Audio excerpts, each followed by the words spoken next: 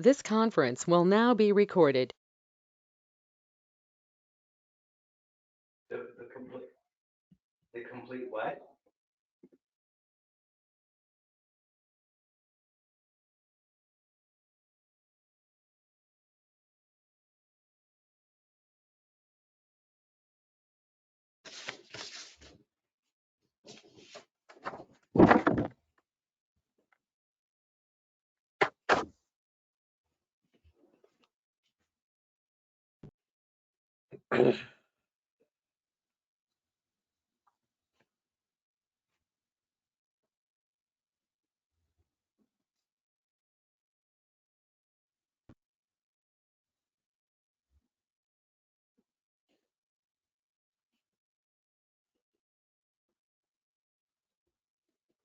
Well, good evening. We have a few minutes before we will start, so waiting for everybody to log on. All right, this is Brandon. I'll be audio on my phone and maybe at some point the computer, but mostly likely I'll just be on my phone. All right, Brandon.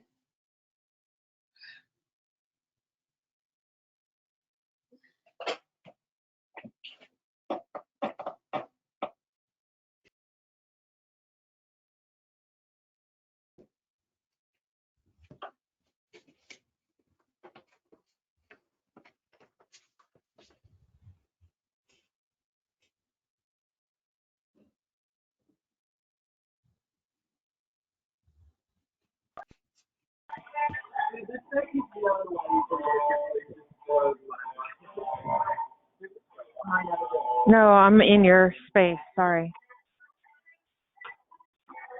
This is Jenny. I'm in. Thank you. Thank you. No, I took a rest day.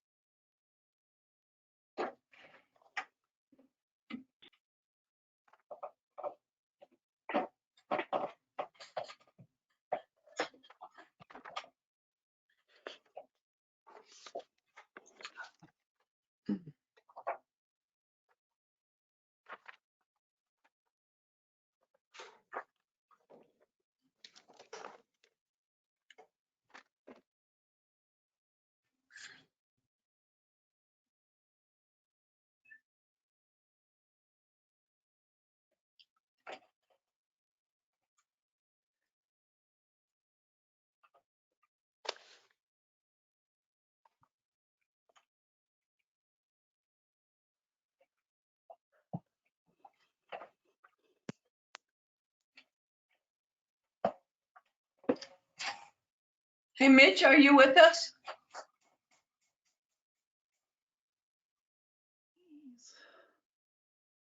He's on mute. Yeah, I see that. I was wondering, because it shows the camera next to his name. If he could click on that camera, maybe we could see his shiny face.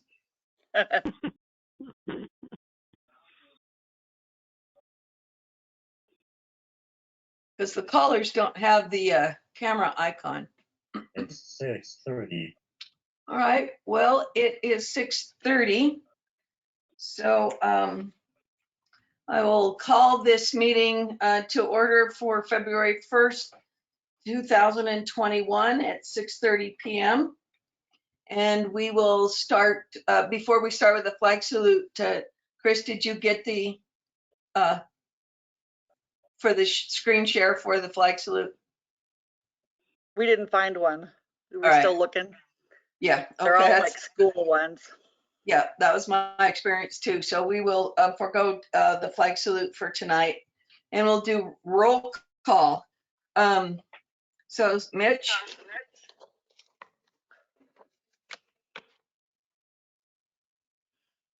Mitch, are you there? Brandon? Brandon's here. Thank you. Sharna Here. and Jamie is here. All right, and then we have an empty seat that we're going to fill tonight as soon as we do the swearing in. So now it's time for, do we have any oral comments from the public on any items that are not in the agenda?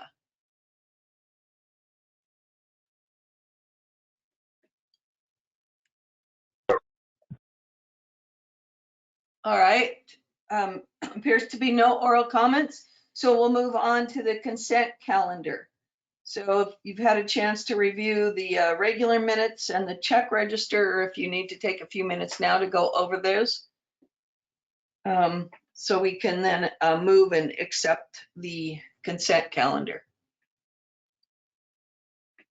I have a couple questions. Sure, go ahead, Sharon.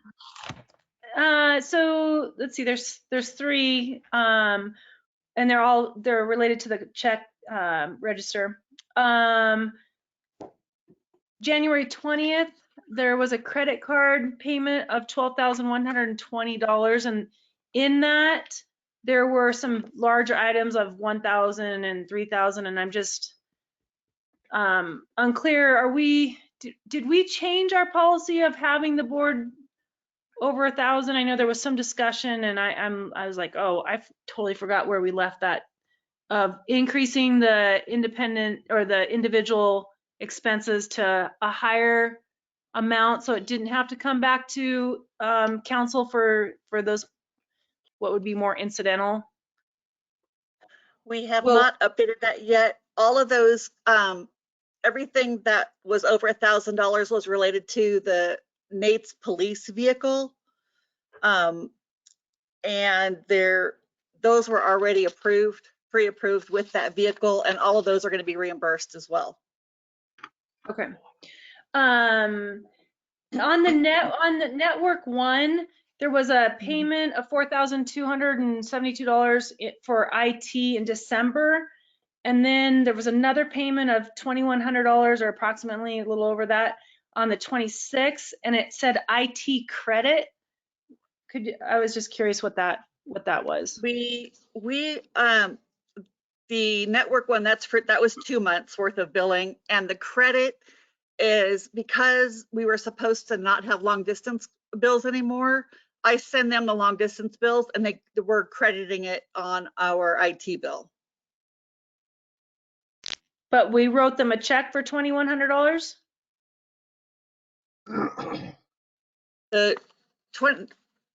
It's about $200 is the debit. It says it's going to give you the description of the first thing. There's multiples in that. Uh-huh. And I'm trying to find it here. Chris, it's check number 20235. And it just says Network One, $2,170.15, and it says IT credit. And it was something that we issued. Yep. So what that is that is 1 month's worth of bills, but I also added the credit. And if I enter 2 payments for the same company in that same billing cycle, it only shows one of the check descriptions. It doesn't show both of them. So it just probably pulled the first one. There's a $200 credit on that bill. The total bill was like $2,400, and we got a credit. Okay, so the first one was for, the $4,200 was for 2 months, and the 21 was for, so these are for That's like for January. So yeah, that we was did. January. The other ones were like November, December. November, December. Yeah, because we were working out that long distance, so we hadn't paid them. Now that we've worked it out, we're caught up. Okay, great. Last question to Rico. His planning payment of $3,600, is that related to the work that he's doing for us now on this? And I don't know what grant it is under. And I guess my main question is, are we billing his time out to that specific grant that he's working on right now? That was that's 6 months worth of Rico's fees. He just didn't get a chance to send it all to us. And those were fees from July through December. Okay. And I can send you a copy of his invoice that shows where we posted those to. It looks like we sent them, it just went under general planning services. Probably because it was like just for the general plan that he's working on, but I can send that to you and you can take a look at it. Yeah, I'm more, I guess I just want to make sure that, I know there was, when I was talking with Rod Muir from Great Northern, it's just that some of these guys that we really can specifically bill out to those grants, that's happening. So yeah, I mean, you're welcome to send. I'm not sure I'll fully understand it, but if I don't, I'll ask further questions. And, you know, I had a question too. I talked to Rico for about an hour last week on how his bill works and if we can bill that out to other places. So I did get some information I can go over with you, send it over to you tomorrow. Okay, yeah. That was all I had. Okay. Anybody else have anything on the consent calendar? No, this is Brandon. I had the same question on Network One, but I think you answered it pretty well. All right.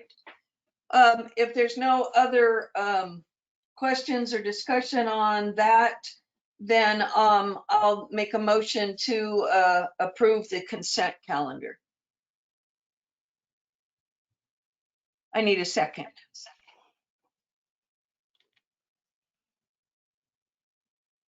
Yeah, this is Mitch. I'll second. I'm always waiting for someone else, but I'll do it. Okay, I'm Mitch. sorry, Mitch. I said it, but I was on mute, and then it bounced back and said you're on mute, and yeah. All right. Good. And Mitch is now officially here too for the roll call. All right. Then take a vote on accepting the consent calendar as is. Mitch, Aye. Brandon, Aye. Sharna, Aye. and Jamie is an aye. All right. We'll move on to department reports. We'll start with Public Works if Dan is here. Are you on, Dan?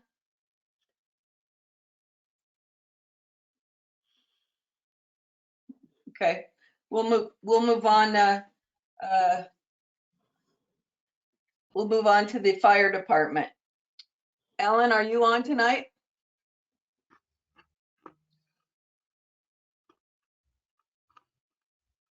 Okay, we'll move on to the police report. Josh, are you with us? Josh is on vacation this week in Arizona. Oh, he is. He is. Okay, all right. We will move on to the ambulance then.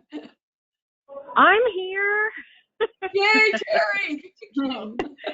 Hey, everybody. So I don't really have a whole lot to report other than the community care program is starting to get filtered out. I'm starting to put flyers out and talk to providers.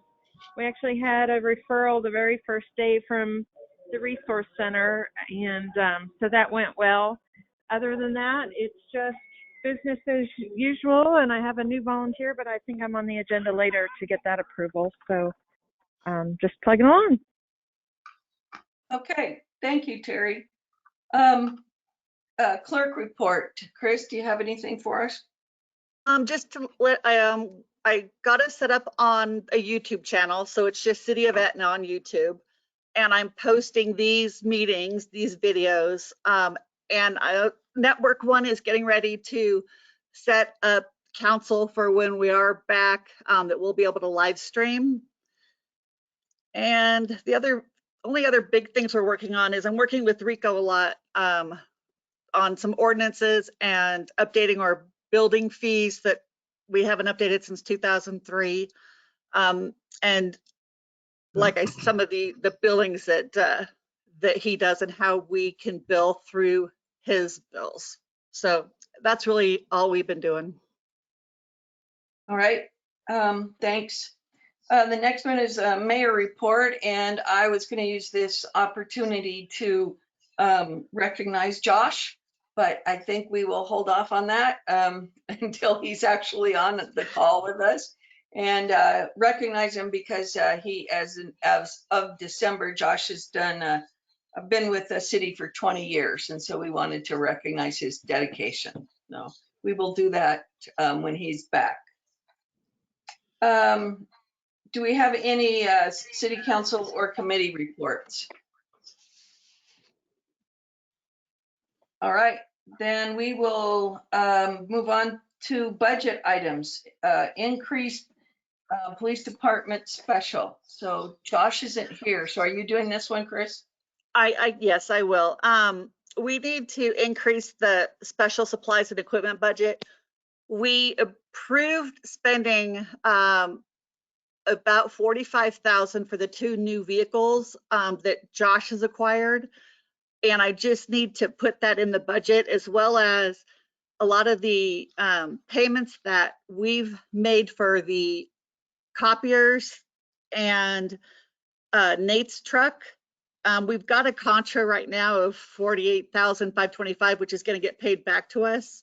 So I just needed to get the budget increase. So in the next like 2 weeks, when we have to send that $45,000 for the vehicles, we have it in the budget. So we have it in the planned budget. Yeah. Okay. Any questions, discussion on this? Yeah, this is Brandon. I just wanted to question that to make sure I'd understood it right when I talked to Josh. On the 45-ish thousand or whatever, that was in our budget originally, but what exactly are we having to increase? I know a portion, the slightly over half is covered by the grant. I just want to make sure exactly that I understood what we were adjusting and where that increase in funds came from. The 45,000 was not in the budget. This actually started the previous budget of 1920. Previous year, yeah. Yeah. So since we didn't spend it, we didn't put it in the 2021 budget, just waiting to find out if we were going to get them or not. And now it looks like everything's ready to go. So we'll have them in this fiscal year. So it's essentially no new cash demand from the city. It's just money that didn't get spent on a previous budget will now be spent Correct. this year. And so we're re-recognizing where it's coming from, essentially. Yeah, the vehicles got approved a little over a year ago. We were just waiting for them to actually show up. Gotcha. And we don't want to have it look like we've overspent. So we need to bump up the police department's budget. So we are recognizing that the money is there and then we're spending the money. So I guess that's where I'm a little bit confused, and maybe we'll follow that up with Charlie or the, most likely our new hire for that. I was under the understanding that the city operated on pretty much an accrual system, and we were less concerned about the actual day that the cash came out of the checkbook, but more just making sure.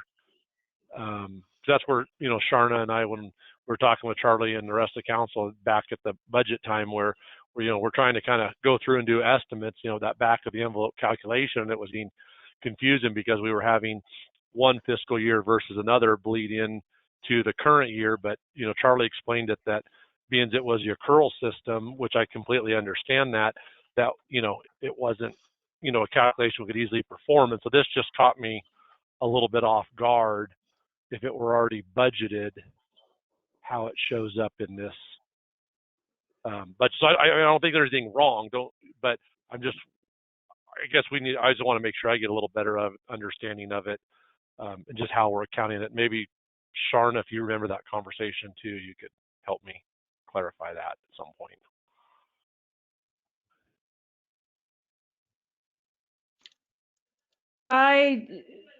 I will be honest, I'm still digesting how where the budget is relating to the actuals, Brandon. I don't think I can add a lot of clarity to that. I apologize.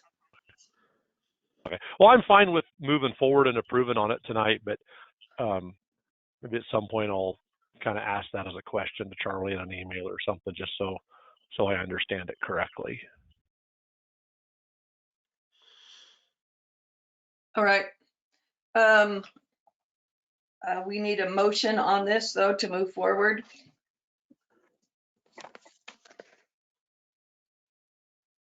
Well, I will make the motion then that we increase the police department's budget for this special revenue in order to cover the cost of the purchase of these vehicles with accessories. I'll second. All right, then we will take a vote. Mitch, Aye. Brandon, Aye. Sharna, Aye. and Jamie is an aye. All right, that motion is passed. Now we will move on to current business. And the Jamie, first yeah. one, yes, You were gonna, yeah, the first one, it's under me, but you were gonna swear in Cliff. wherein Cliff Munson. So Cliff, if you would stand and repeat after me. Oh dear, okay, well, maybe I can't see. Okay, I can't see you now, Cliff. It's never mind. Okay, All right.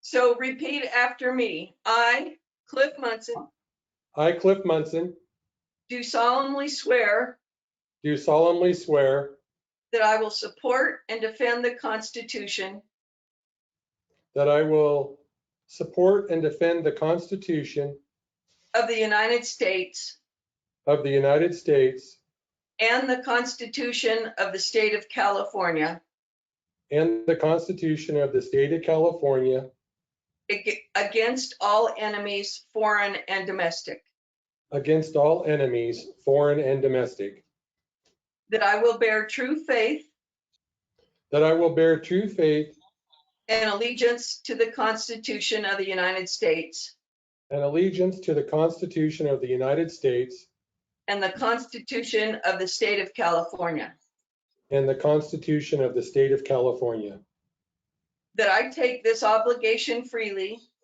that I take this obligation freely without any mental reservation without any mental reservation or purpose of evasion, or purpose of evasion, and that I will and faithfully discharge and that I will well and faithfully discharge the duties upon which I am about to enter. the duties upon which I'm about to enter. All right, you are sworn in as a city council person, so welcome, Cliff Munson. Welcome. Thanks. Thank you. All I've already right, signed my paper, Chris. I'll get it up to you tomorrow. Thank you. great. Hmm? And I can witness it, I mean, because I saw him do it. All right. Then the next one is that we need to appoint mayor and mayor pro tem. I took over for Eric when he resigned because I was mayor pro tem at the time. And I finished out his term of what was left of his term as mayor. So that's why it's up for a new appointment. And then we had Mayor Pro Tem Lori, and then she resigned as well. And so we have been without a Mayor Pro Tem through the last few months. So we need to appoint both of those. And in my recollection, this process is someone is nominated and then the city council votes. And then though anybody can have their say on anybody who is nominated. Okay, this is Mitch. I think I'd like to nominate Jamie for the mayor because she's done a wonderful job since she's held the office. Well, thank you, Mitch.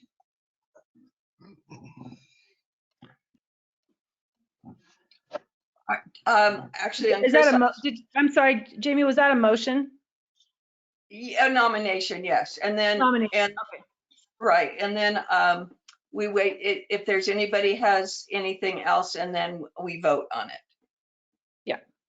So. Well, I'll just say that I also support that. And I did send a few things to Jamie ahead of today's with the encouragement that I would hope that she would consider reoccupying that position and recognizing that 2020 was difficult on many levels, and hopefully 2021 will give us the opportunity to continue to expand and just continue to do things better. And so in light of that, I would be supportive of the nomination and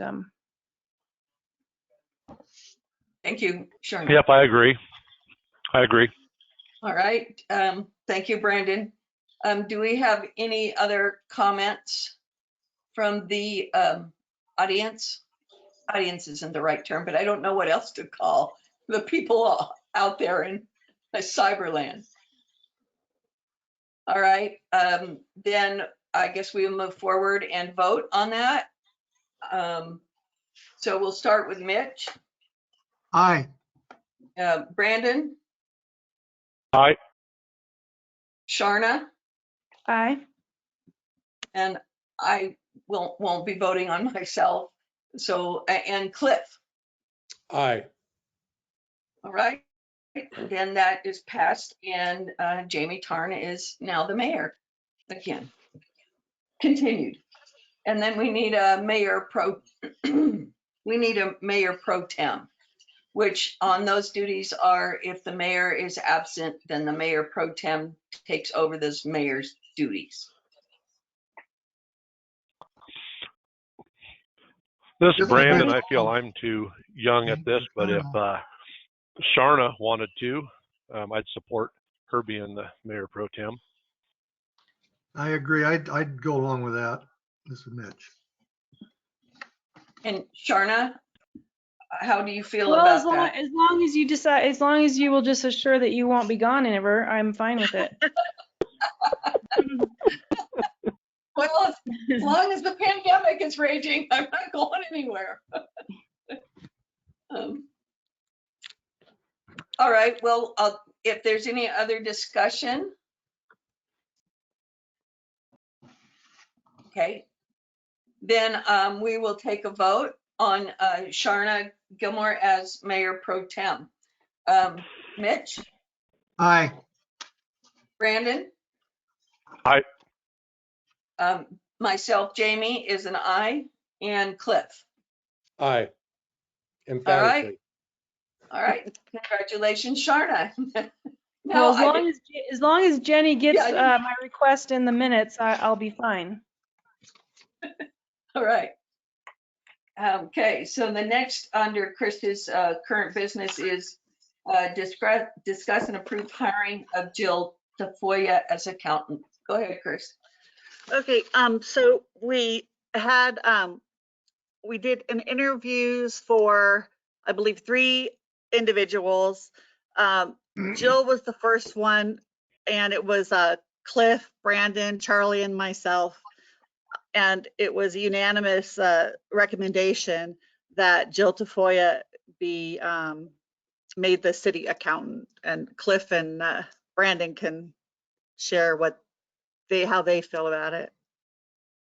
I think accountant's slightly the wrong term. I think the position we flew was technically for pre-auditor or bookkeeping or something like that. But yeah, I don't know how much we say or don't say in public meetings, so I err on the side of not much. But yeah, the committee came together and voted to offer her the position of employment. And I believe I've been told that she was willing to accept that offer. And so I say I could move that we move forward with that hiring process, if that's the way we handle it. Hey, Cliff, any comments? I do believe, similar to what Brandon said, that we did our due diligence in interviewing those that applied, and we did do some paper screening. So those of you that are on the council need to know that. I don't know who besides myself was involved with that. I know that we did screen at least one candidate out because of just paper documents. And I think that Ms. Tafoya was the unanimous, and I agree with this choice. All right. Then when we have the panels and it's a pretty clear and unanimous decision, we usually, the city council has, in at least my experience, has gone along with what the panel reviews, unless we get some other information that opposes that. So if anybody doesn't have any other information, I'll make the motion that we approve the hiring of Jill Tafoya. Did I say it correctly? Yes. Tafoya as our new pre-auditor, bookkeeper / accountant type person. And we have to get the specific job description for that and title. So that was a motion. I'll second. I'll make, oh, Okay, Mitch seconded. So I will call for a vote. Mitch, Aye. Brandon? Aye. Sharna? aye. Jamie is aye, and Cliff. Aye. All right, now we have a new employee. I'm sure she will have plenty of work to keep her occupied. I don't know all that right. we have an employee. I think we better, I think in the Offer. spirit of that's correct, but I'm not sure that's exactly the manner in which she was hired. She's technically a contract employee. I'm sorry, I used the wrong terminology. We now have a new person who will be working with all of us. Yeah, sorry, not trying to be picky. It's just No, state you're right. technical on definitions. Yes, no, you're right, Brandon. So, thank you. And so she will officially be offered the job. And then Tomorrow morning. tomorrow morning, and then hopefully she will accept it. All right. Moving on now then is Morgan Eastlick. Are you with us, Morgan? Yep, I'm See here. All right. Go ahead, Morgan. So I've been approached by Colin Kruger, who's purchased a piece of ground on Telco Way next to Dollar General. And I've been approached by him to do site improvement plans.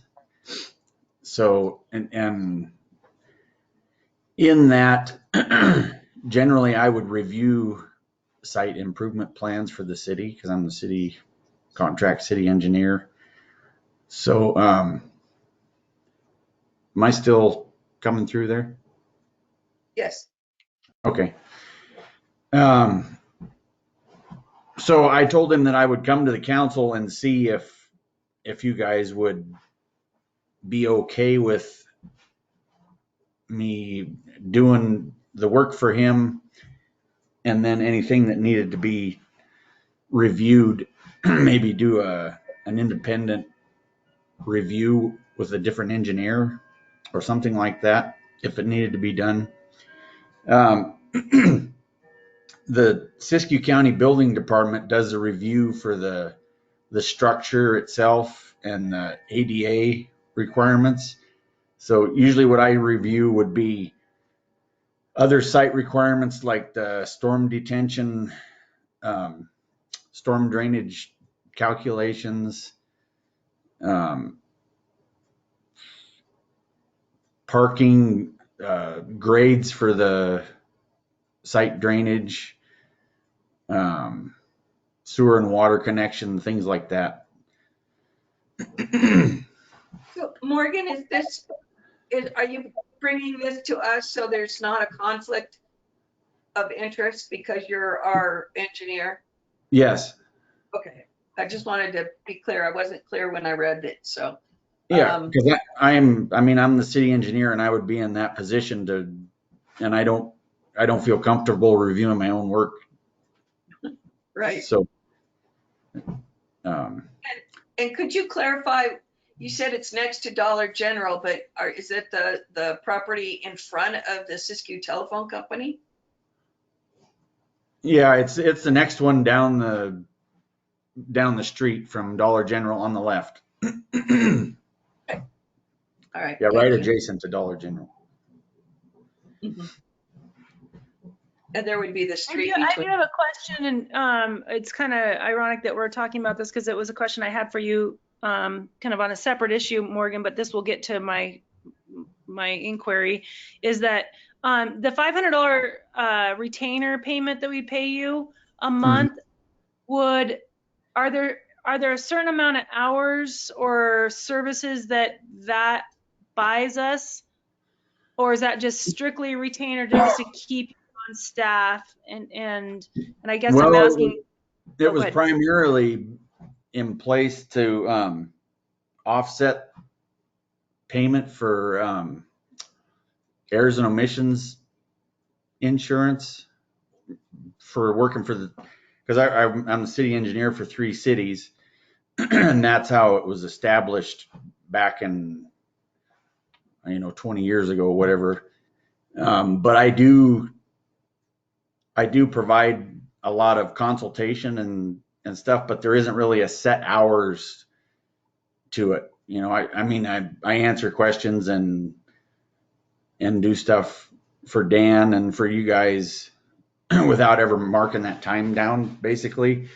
Right. And if I'm going to charge for something, I would come to you guys and say, okay, this project's come up. This is an estimate for how much it would be, and get approval. So there isn't a real set, standardized amount of hours that go with it. Okay. But that's how it's been handled in the past. Okay. Would this, if there was another engineer that did the work you're proposing to do for Colin and we brought that back for your self-check, would that fall under that $500 category, or would we have to? Generally that review would be paid by the developer. So I would charge the developer for a review. I gotcha. Okay. And that wouldn't be included under the retainer. Okay. Thank you. That was going to be my question too, Morgan. I know that in that situation, the developer is the one that pays the fee. And really, in that situation, because we rely on you as the city engineer, would it be you that gives us who the new engineer is going to be to check your work? Or is that something we have to go find the engineer ourselves? That's the question I had. I knew that it would get paid for by the person developing the property. I just need to know what responsibility would that leave us in terms of making sure it gets checked properly. Well, my thought was to approach Fred Lucero.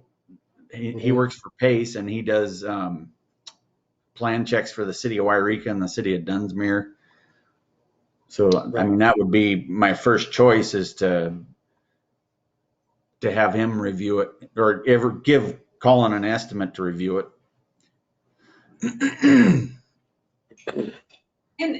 And on this, the review is just going to be of the site for a potential in the future?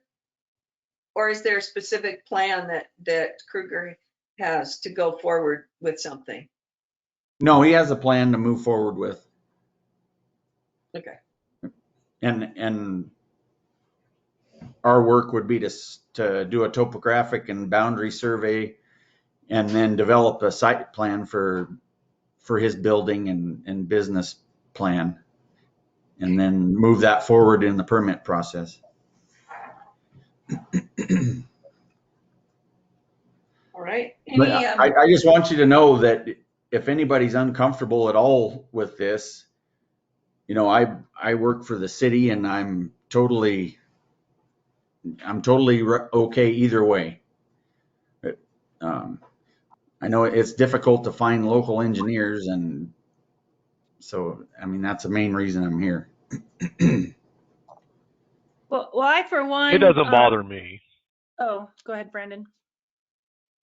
Oh, sorry. I was just going to say, you know, in an area where we have so few people with, you know, the expertise and some resources, you know, I think I have an idea of what Colin wants to do over there. Nothing about this jumps out as being to me, a huge, you know, potential bad thing for the city. And with Morgan being upfront about the way it is, I'm completely fine with, you know, him working the way that he feels most comfortable, the way he's just described. All right, Brandon. Hey, this is Mitch. I Sharna? don't have a problem with it. Okay. Sharna, did you want to say something? Yeah, I was going to say the same thing. First of all, I appreciate Morgan bringing it forward. Second, it's great that Morgan can assist a business owner to bring a new business into town, and so I'm totally supportive. And I think if we were in a big city, size of Portland or Seattle, it might be different, but it's correct. We have, you know, fewer local people. So I hate to see Morgan have to turn down business because of this. I don't see a real conflict of interest. So we need a motion. So I'll make the motion to allow Morgan to segregate himself from the city on this one, and we'll hire out when the time comes to have the review done from an independent third party. Okay, I'll second. All right, Mitch has seconded it. Okay, if there's not any other question or discussion, we'll move for a vote. Mitch, Aye. Brandon, Aye. Sharna, Aye. Jamie is an aye, and Cliff. Aye. All right, Morgan. You All right. You got Well, it. thank you. Okay, thank you. Have a good evening. You too, Morgan. All right, the next on the agenda is to discuss and approve the CDBG CV funding. Quentin Gaddy, are you still hanging in there with us, Quentin? Yeah, I'm here. Oh, great. So I was going to see if I could turn my camera on, but it's not allowing me to switch it. One second.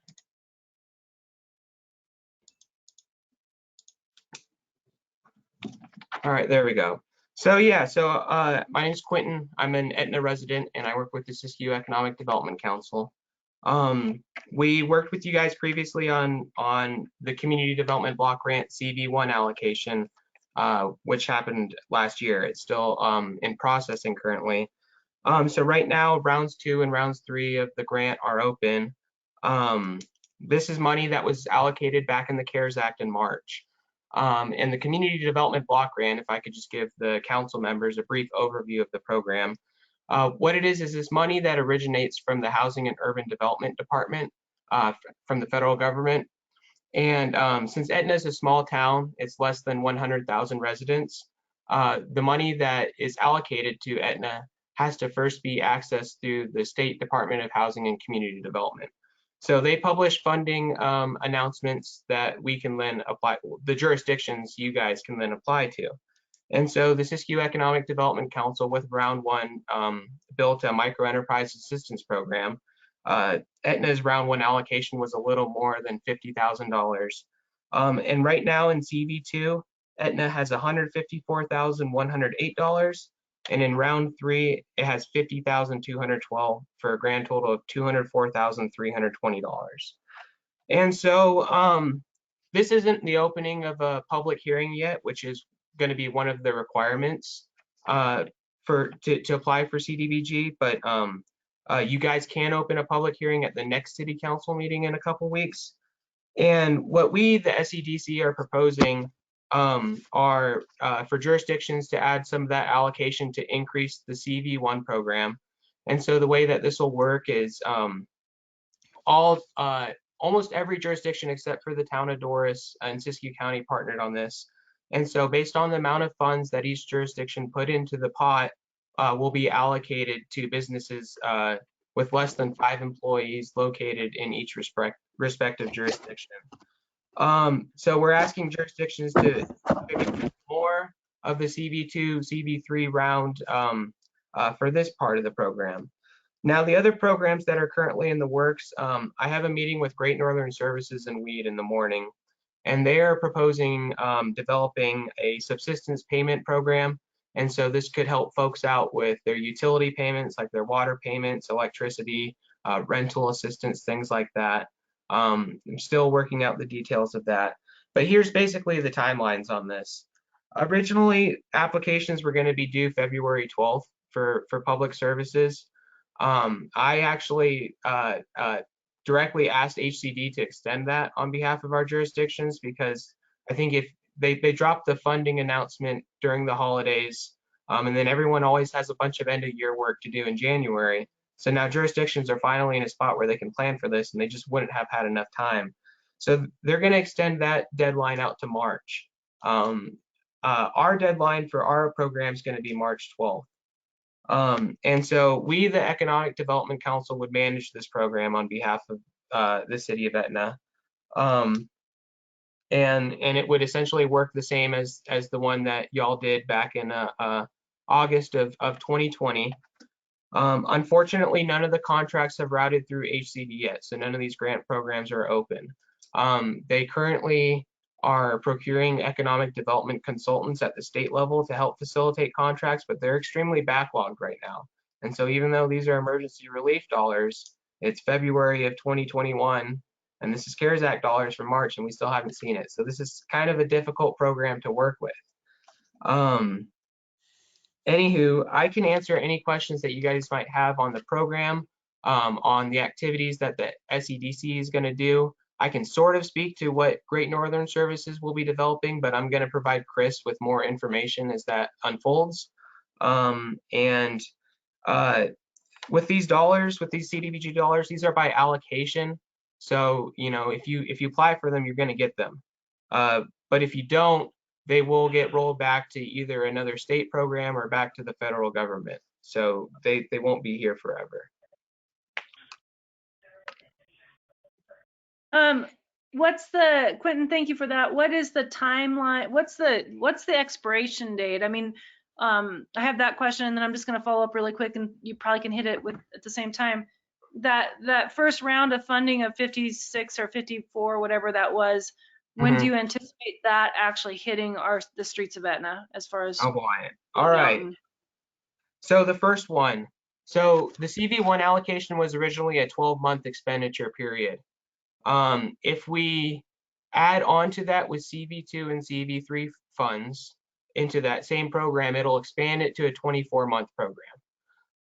Any CDBG 2 and 3 activities taken on their own, like a subsistence payment program, for example, also have a maximum deadline of 24 months to expend all the dollars.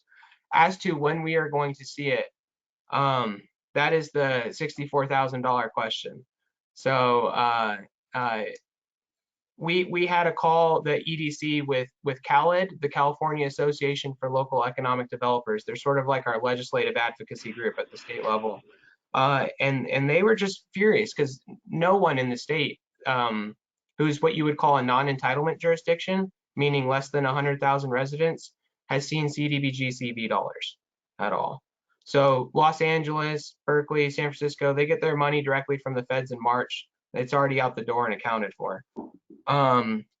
So this is probably the biggest challenge, is that this department was redesigning this program before COVID hit, and then they'd never figured out how to work from home. And they themselves didn't have the capacity to facilitate contracts. They're just pumping out 2018 contracts right now. So this is something that just about everybody in the state is frustrated with, myself included.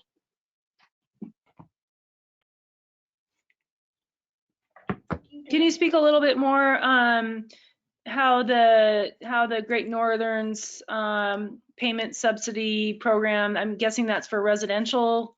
Correct. Residents? So one of the key facets of the community development block grant is it must meet one of 3 national objectives. The biggest and most often hit is that it has to principally serve people who are considered low to moderate income. So in the city of Etna, Over 50% of the residents are classified as low to moderate income if you look at 80% of the Siskiyou median area income. And so what you would do is you would look at which residents qualify, first of all, for this assistance program. Is typically those who qualify for SNAP business benefits or Section 8 benefits, et cetera.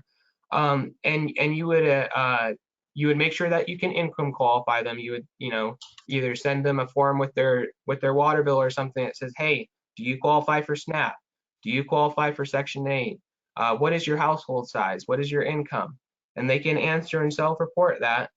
And if they fall behind that threshold, what you can do is you can pay all their utilities, and you can go back all the way till March 2020 and pay past due bills as well. The trick here is that the money has to stay internal. It will never actually go to the residents. So what would happen is the city of Etna would collect approvals from applicants. They would package them up to Great Northern Services, who would make sure. Great Northern Services would compile the forms needed to submit funds requests from the California State Department of Housing and Community Development. Those fund requests would then go back to the city of Etna, which could be, plugged into the general fund, just like the, water revenue would. So you would clear their bills on your side, but the dollar would never actually touch the hands of the residents, if that makes sense. It makes sense. And then, okay, my last question, and I'll pass it over. So that being said, there's an administrative fee that I know is on top of the total grant award or part of the grant award, which is going to be going towards SEDC to administer. Is there monies that for direct services that you just mentioned that Chris and Jenny and the likes will have to in order to service this whole transition, water bill? The goal of it, and I can't speak too much on the minutia of the logistics for how Great Northern Services would set it up, but I can for the EDC side of things, for the micro enterprise side of things. Dunsmuir is actually going to be serving as the grantee. They're the lead applicant, so they'll be the ones who submit the fund request forms to HCD. We'll just make sure the monies are directed to the communities proportional to the amount that were contributed. So we'll do that through internal tracking. So for the micro program that the EDC is going to be doing, dollars will never flow through the city of Etna. So this will never show up on a budget or an audit report or anything like that. What we essentially did is the city of Etna said that their allocation would be dedicated to this program that will be managed by the EDC in Dunsmuir. For the Great Northern Services, it all depends on who's going to be the lead applicant of that program, which I can't speak to right now. We don't know that. Nonprofits can't actually apply. They can serve as a subrecipient to jurisdictions, but only jurisdictions can apply.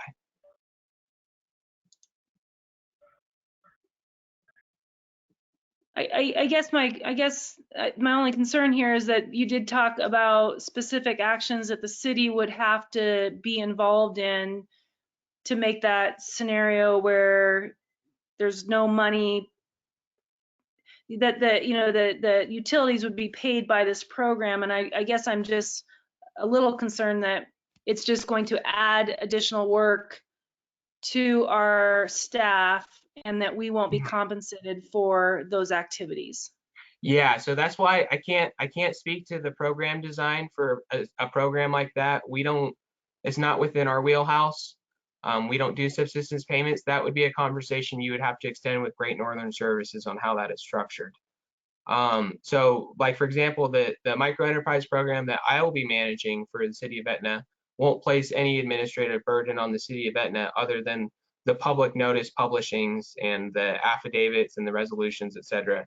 That's everything I need from you guys. For the thing like the utility payments, I don't know. It's not something I work in. I'm just sharing as much knowledge as I have about CDBG, but I tend to focus more on the economic development side than the community development side. But I'm going to try to get as much information that I can from Great Northern Services in the morning, so I can double back with the jurisdictions and say, all right, this is how it's actually going to look like, and this is what's going to be required of you to participate. I think from our experience in the past, Sharna, the most of the work would be in the forefront, in front of this, where we would decide on the, as the council, how we want to utilize the money. If we want to use it for the residents to, pay for their water bills, or however we choose to use it. I think that's where most of our work would be in.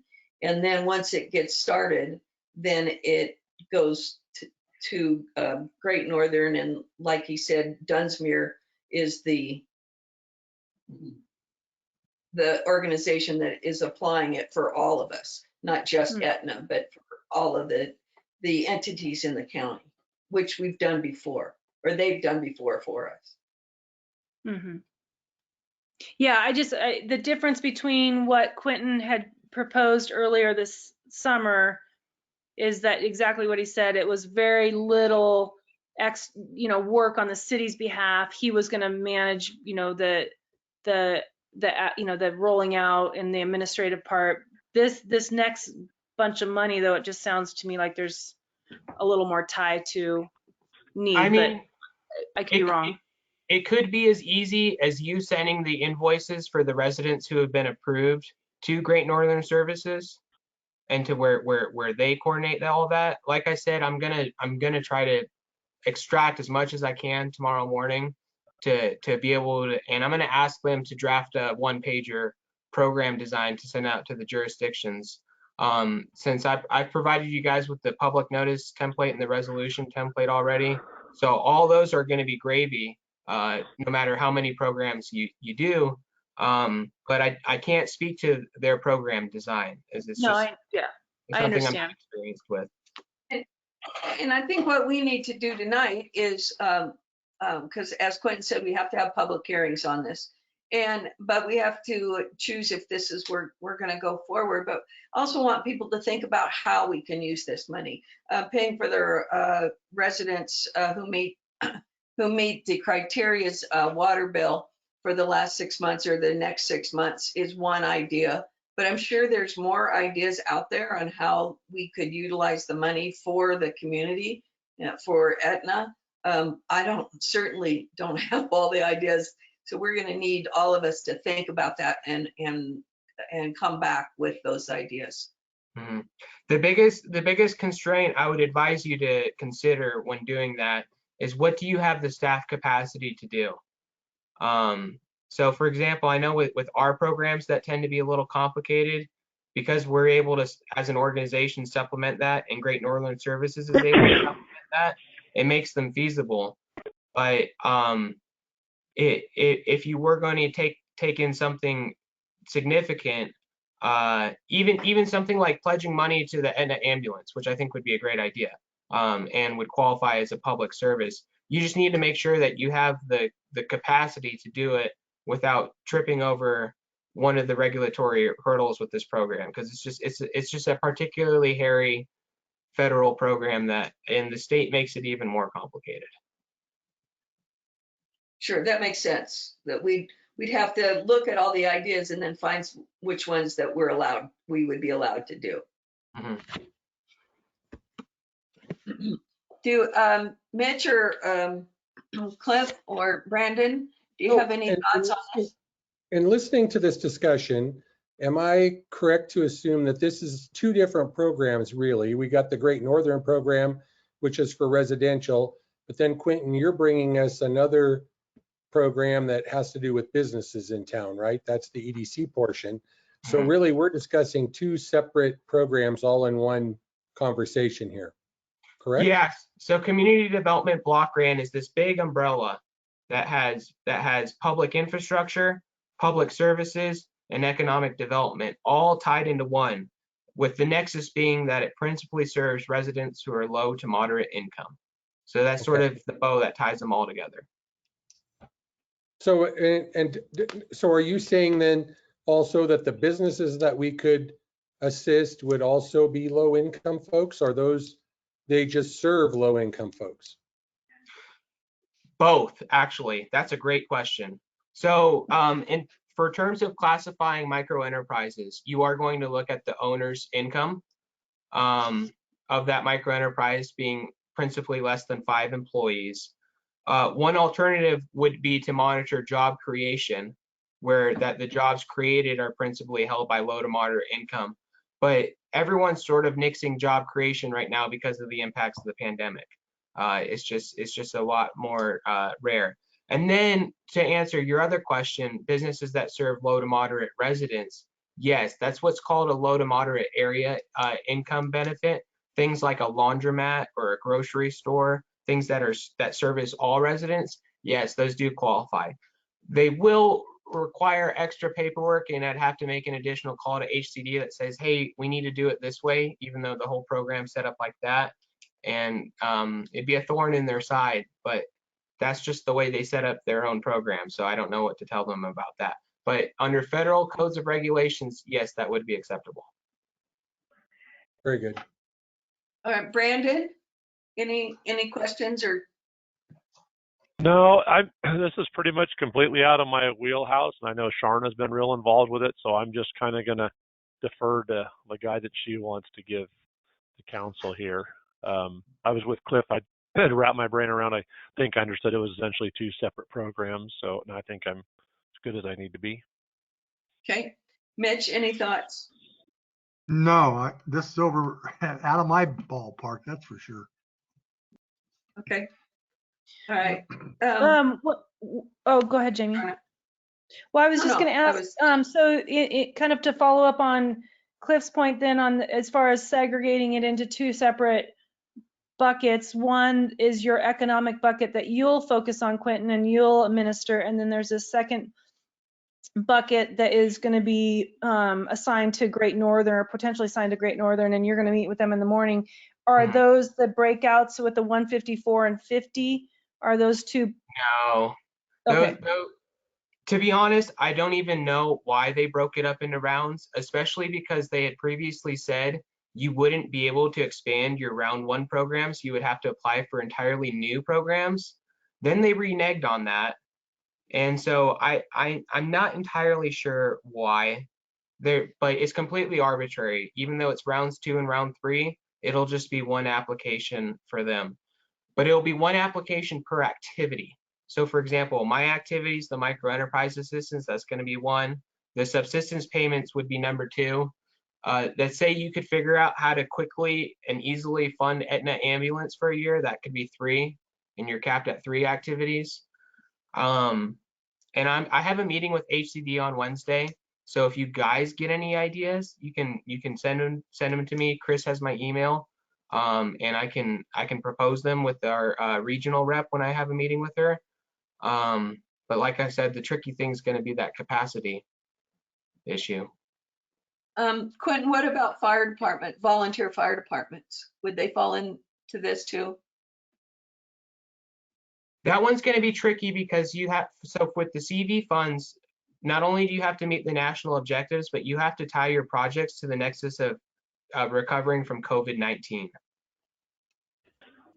So that's another additional constraint to think about. So if you can tie volunteer firefighter services for whatever vaccine distribution or something, I don't know, but you can effectively use it to plug budgets. So if you're thinking about projects like where do I have a budget hole that it needs to be filled, it's not meant for that necessarily. Okay, got it. Well, I do have that. I mean, that is super interesting. Ken, you've mentioned the ambulance a couple times, and of course, this has been this is a really important part of our services here at Aetna.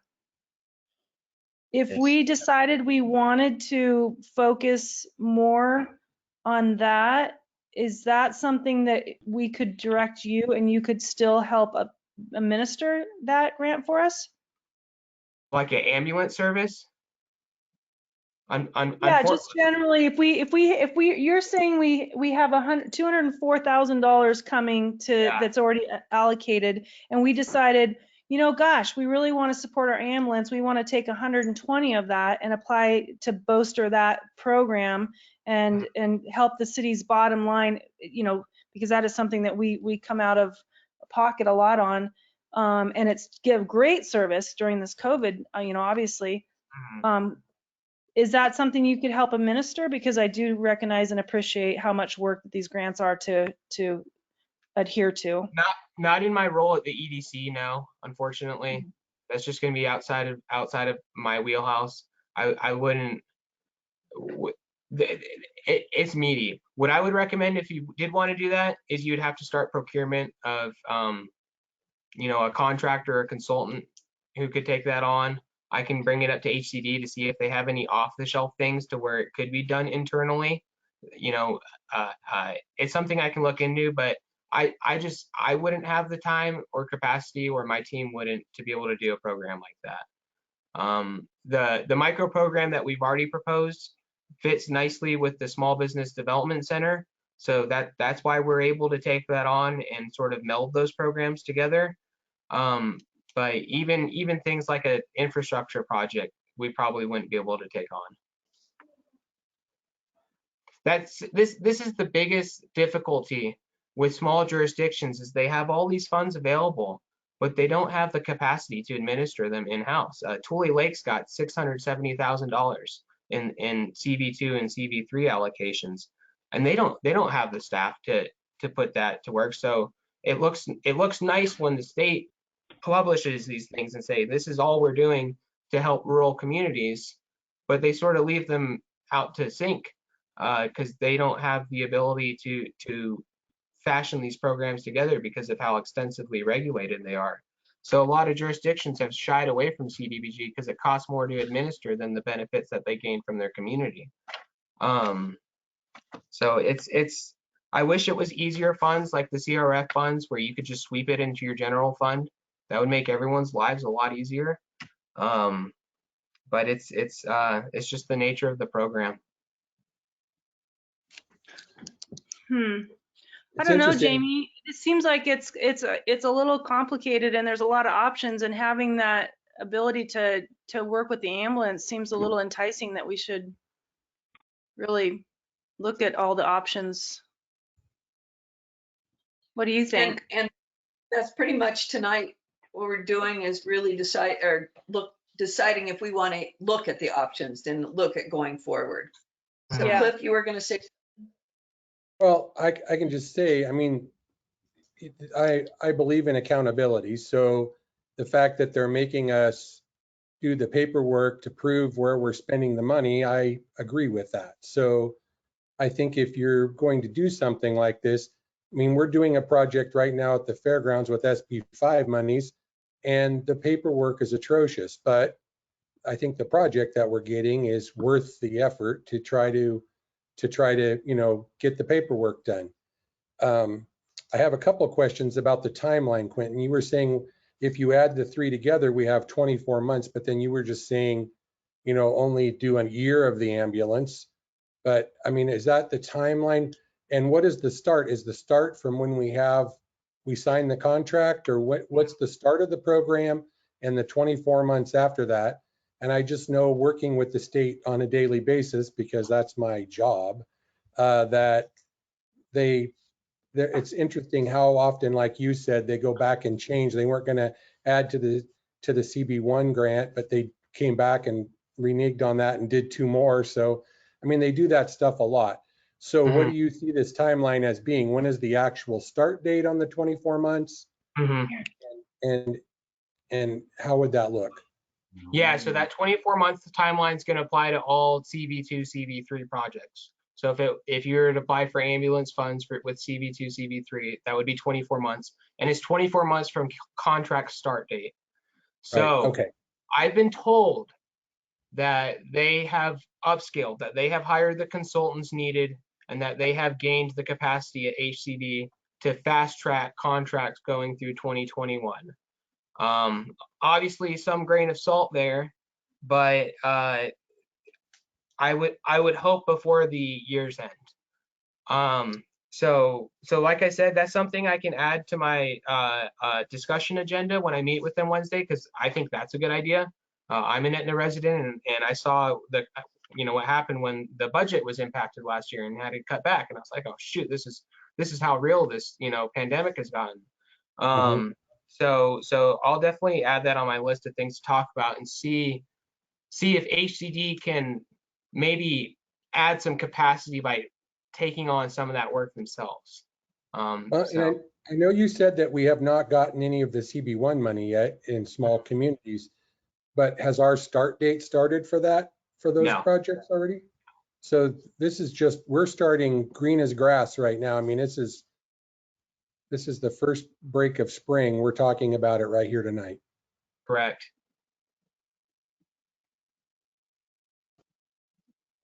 All right, so basically then we need to figure out if we want to move forward with this. I mean, it's hard to turn your back on money when it's allocated like this, that is a certain amount of money. But I think the concerns that people have expressed about the administration of it are valid. But I'm wondering if we at least want to take the next step in looking into this. So I don't hear a lot of, yes, we have to, and no, we shouldn't. So we're kind of all in the gray spot in the middle. Well, I do believe that we should, I think that we should at least go forward and schedule the public forum at the next meeting. And it will certainly give me a little bit of time through my channels to figure out exactly what I could bring to the table in terms of this. I do believe in looking at these kinds of projects. It's going to help us a lot. I know we struggle a little bit on the fiscal side of things right now as a city, but we just hired on a pre-auditor to somewhat tell us where the stuff needs to go and what account. And I know that we've been talking about that money never comes in, but at least as we're looking at water bills for the residential part, or we're looking at the ambulance, or we're looking at small businesses in the community, we will at least know what to address with that. So it looks like a great challenge for the city council. And I think it's our fiduciary responsibility, if money comes in like this, to try to figure out how we can use it to better our community. So, I mean, I think that's why I got on city council, is to do things like this. So there we go. I would also encourage the city council to consider, so this program that we're talking about in particular is just the coronavirus relief part, but CDBG is an annual program that the state facilitates. And so if there's ever larger projects down the road that might be interested, it's better to think about it as soon as possible, so you could go get a consultant to do it for you. But things like you know, fixing, replacing the sidewalks, or water main treatments, or water treatment plants, or things like this, you know, these larger multi-million-dollar projects. If you forecast them a couple years and you get the planning knocked out, RICO has a lot of experience with CDBG programs as well, in CDBG planning as well. These would be things I would encourage the council to start thinking 2-3 years out on some longer, you know, some bigger projects. So that way, when it comes creeping around, you don't have to scramble to get it together. I can say the city of Wairika had a large water main project that they submitted to CDBG, but funds ran out within like the first 2 minutes that the application was open. And so just about everyone is in the state is sort of like racing with each other to get these things, but they can be attained. All right, Quentin, I want to thank you for all your information. As you notice, some of it is over some of our heads. And so we really appreciate you explaining everything. But I'll make a motion that we, for our next city council meeting, we hold that officially as a public hearing. And that's where then the community can have input onto what we could be doing as well. And then we spend the next couple of weeks before our next meeting trying to come up with some ideas where we could utilize this money for the betterment of the Etna residents. So that's my motion. Do I have a second? I'll second it. Was that Brandon? Cliff. Oh. Okay. Then if there's not any more discussion, we'll go for a vote. Mitch?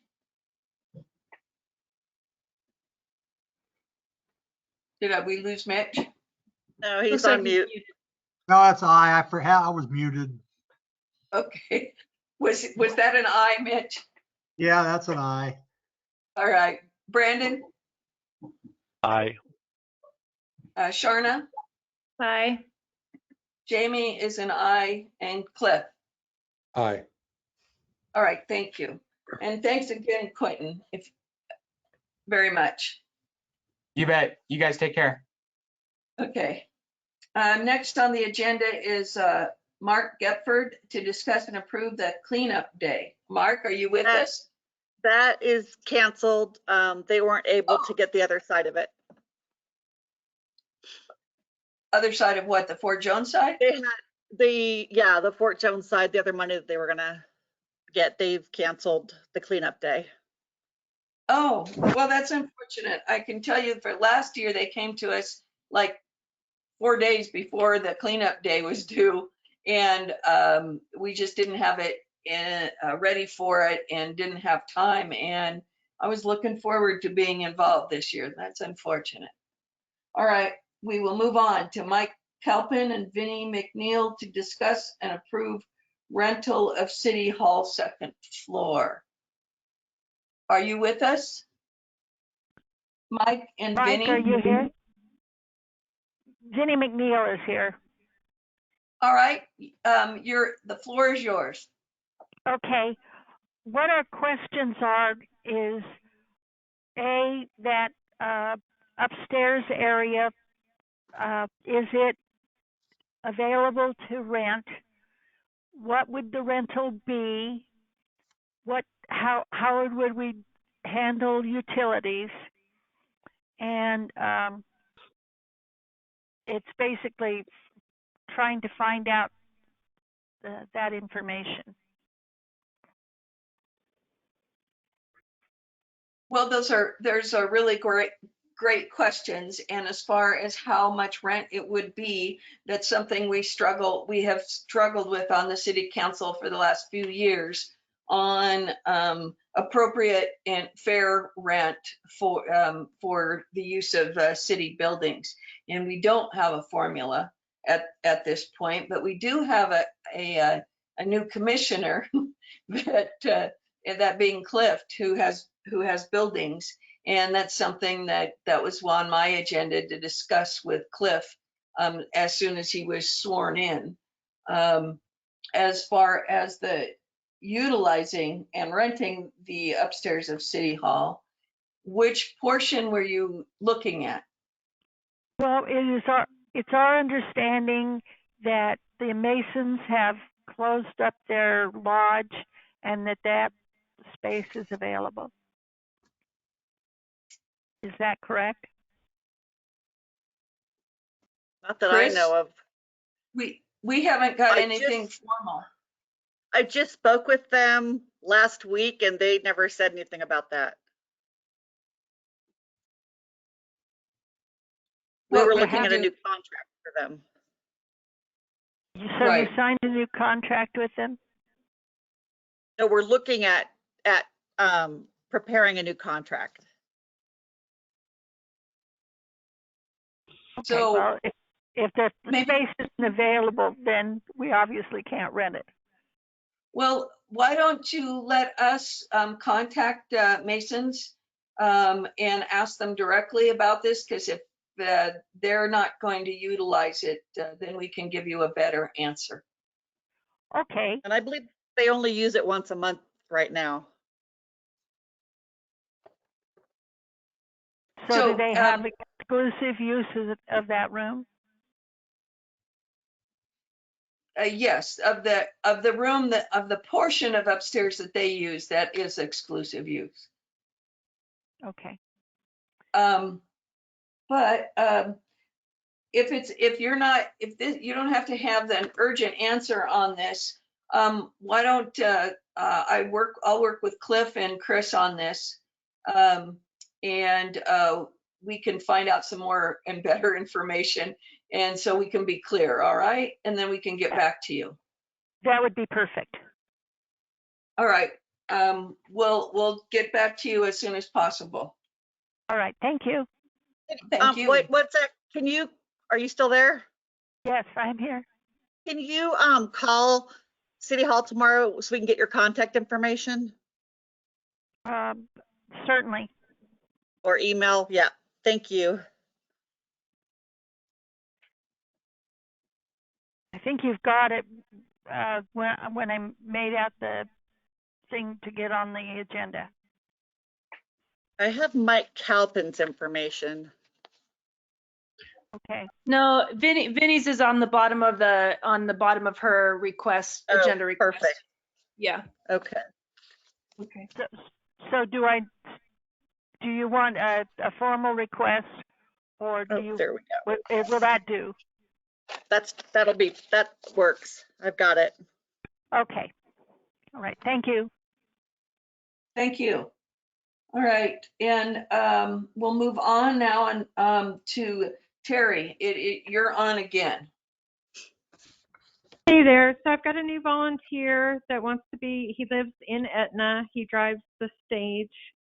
He's got experience being on Montague's fire department in the past.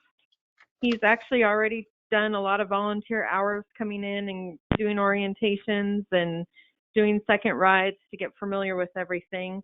So I just need council's approval to accept him as a new volunteer driver. And then hopefully if I can get everything situated with COS and hold an EMT class at the ambulance station, he's going to be one that wants to go through that here in the future. So I think he's going to be involved in our community for quite some time. And I just need approval. All right, any just questions or discussion? I don't know if it matters, but the agenda request that was attached to our agenda is the individual that we approved last volunteer. So do we need to know who the person is before we approve them, or does it? Oh, I'm sorry. It's Anthony Schaefer. I had that on the agenda. I apologize. Anthony Schaefer, and he is full-time with the transit department driving the stage. Nice. Okay, well, that explains why I was confused with the name of Don in there instead of Anthony when you were talking. All right. Any comments or discussion on this? Nope. This is Mitch. If Carrie accepts or him, I think that's fine. That's good recommendation. I'll make a motion. We accept him as a new volunteer. All right. Do I have a second? I'll second, and with the same statement that if Terry's recommending, she's vetted him well, and I fully trust her. Okay, so then I will call for a vote to accept the new volunteer, Mitch. Aye. Brandon, Aye. Sharna, Aye. Jamie is an aye, and Cliff. Aye. All right, thank you. So Thank you, City Council. there you go, and let them know the positiveness of this decision. Thank you so much. All right. And unless we have any other correspondence or city council statements, do we have any? I just want to say again, welcome to Cliff. Thank you very much.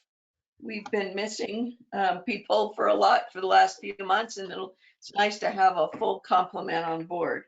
So I will go ahead and. Jamie, Yes. this is Dan. Oh, hello, Dan. How are you? I'm fine, Dan. Look, Do you have a report? No, yeah, I just wanted to, I came on kind of late, just kind of bring the council up to speed.